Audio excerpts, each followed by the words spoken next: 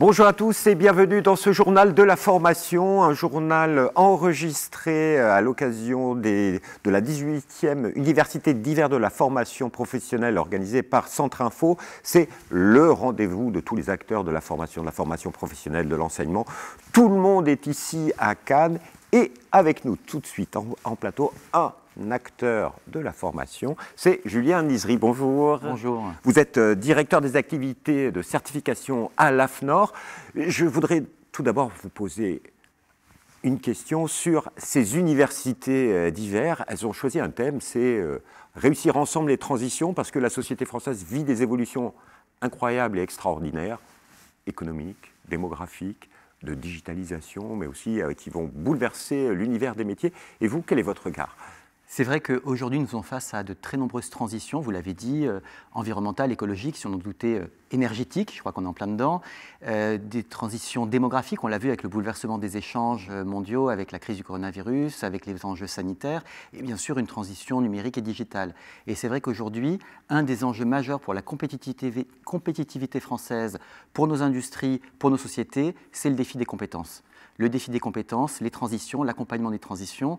Je crois que la loi de 2014, puis la loi de 2018 et les évolutions en cours vont vraiment vers un renforcement de cet enjeu des compétences. Et l'idée, et je crois que c'est ce qui nous réunit aujourd'hui, c'était de pouvoir faire travailler tous les acteurs ensemble pour relever ensemble ce défi des compétences. Et un des enjeux majeurs dans lequel AFNOR Certification intervient, et c'est à ce titre-là aussi que nous sommes là aujourd'hui, c'est bien le sujet de la clarification du paysage des acteurs, des offreurs de formation. Alors, juste pour nos auditeurs, ceux qui ne connaissent pas l'AFNOR, les acteurs de la formation connaissent bien l'AFNOR en tant qu'organisme certificateur, mais ce n'est pas que sur la formation que vous intervenez. Non, le groupe AFNOR est vraiment un groupe international avec des activités à la base de normalisation, AFNOR Normalisation, qui édicte ou qui participe à l'élaboration de normes au niveau international, les normes ISO, au niveau français en particulier. Et AFNOR Certification intervient pour vérifier, valider auprès des différentes structures l'état d'avancement, le respect d'un certain nombre de normes, de référentiels, le sanctionner par un certificat. Mais c'est encore plus large que ça, le groupe AFNOR, puisque nous avons aussi des activités d'édition pour la promotion et la diffusion des normes, des activités de conseil et formation, AFNOR Compétences, pour cette fois accompagner les acteurs en veillant bien sûr à la séparation des activités de conseil et de certification, bien entendu. Alors, tout à l'heure, j'ai bien entendu que vous insistiez sur le mot ensemble, réussir ensemble les transitions, comme si c'était nouveau. C'est-à-dire, dans le secteur, on ne travaille pas assez ensemble. Je crois que c'est un des enjeux majeurs dans toutes les structures, dans toutes les sociétés, c'est le décloisonnement. On a tendance à reproduire ces chapelles au niveau national comme au niveau territorial. Et aujourd'hui, la dynamique, c'est vraiment, dans le cadre de la nouvelle gouvernance qui a été mise en place autour de la formation professionnelle, de réussir à vraiment avoir un continuum formation initiale, formation continue, et aussi avoir un paysage clarifié des offres de formation. Et en particulier, un des enjeux pour ça a été de revoir la sélection ou au moins la validation des compétences de ces offres de formation. Il y avait plus de 80 000 organismes de formation, plus de 40 000 qui bénéficient de financement public. Et c'est vrai que la mise en œuvre au préalable de Datadoc par les OPCA à l'époque, et puis désormais la mise en place du référentiel Calliope, sont une évolution dans le niveau de sélectivité, de validation des compétences, des exigences qu'on peut attendre des offres de formation. Alors, je ne sais pas, moi j'ai l'impression de vivre tout ce qui est certification donné comme une contrainte administrative, qui peuvent être parfois lentes, mais aujourd'hui les évolutions dans le domaine de la formation et sur les métiers, sur les compétences sont assez rapides.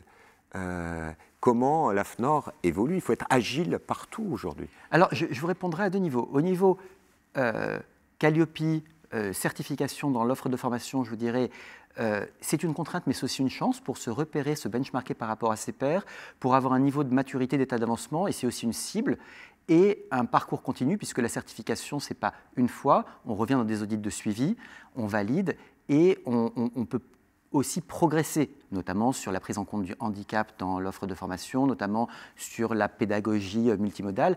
Il y a vraiment la certification peut aussi être un outil au service de la stratégie de l'organisme de formation pour progresser. Mais la deuxième remarque par rapport à ce que vous évoquez sur la variation très rapide des compétences, c'est qu'encore une fois, nous avons une offre très variée au niveau du groupe AFNOR, et en particulier au niveau d'AFNOR Certification. Nous intervenons bien sûr sur la certification de l'offre de formation, mais sur la RSE, sur l'égalité et la diversité. C'était hier la journée du sexisme. Nous sommes très impliqués sur la prévention des discriminations, l'égalité et la diversité. Et énormément de référentiels de qualité, l'ISO 9001, la 14001, la 50001, autour de l'énergie, de l'environnement, de la sécurité et de la confiance numérique. Donc vraiment, nous accompagnons ces transitions. Vous accompagnez ces transitions, vous faites aussi du conseil. Et là, j'ai envie de profiter d'un petit conseil. Pour vous, dans les années à venir, par rapport à ces évolutions qui arrivent, quel est le grand défi ou le conseil que vous avez envie de donner à l'ensemble des acteurs qui nous écoutent? Alors, juste une remarque, nous ne faisons pas de conseil au niveau d'AFNOR Certification, vraiment, et nous y avons une attention particulière puisque nous sommes soumis en plus à de nombreux contrôles d'impartialité. En revanche, sur un conseil que je pourrais donner à titre personnel à l'ensemble des acteurs, c'est encore une fois de travailler ensemble, toujours en abattant les frontières et les silos, parce que je pense que ce qu'il ne faut pas perdre de vue, c'est l'intérêt des politiques publiques, l'utilisateur final, donc toujours plus de simplicité pour vraiment se mettre à l'écoute des attentes des citoyens en réactivité par rapport aux évolutions de l'économie et de la société. Et vous le voyez, ces silos qui se cassent? Je pense que la digitalisation, la numérisation et puis l'évolution et l'émergence de toujours plus de démocratie participative conduit à faire casser ces silos. Je pense que on le voit à travers l'ensemble des mouvements d'expression citoyenne, qu'il y a vraiment les deux axes se rencontrent, les deux pôles se rencontrent, et d'un côté l'offre et de l'autre côté la demande, on arrive de plus en plus à se parler. Je pense que aussi toute la numérisation à travers mon compte formation.gouv.fr, à travers le CPF et toute la digitalisation de l'offre de formation,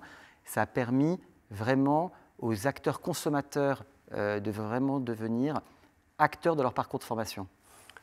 Mais vous avez finalement un regard assez positif sur l'avenir de la formation et l'évolution des métiers en France. Écoutez, je crois que le positivisme et l'optimisme est quand même de raison.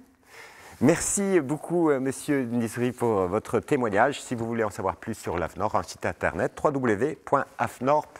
Et quant à moi, je vous dis à bientôt pour un nouveau journal. Au revoir. À bientôt.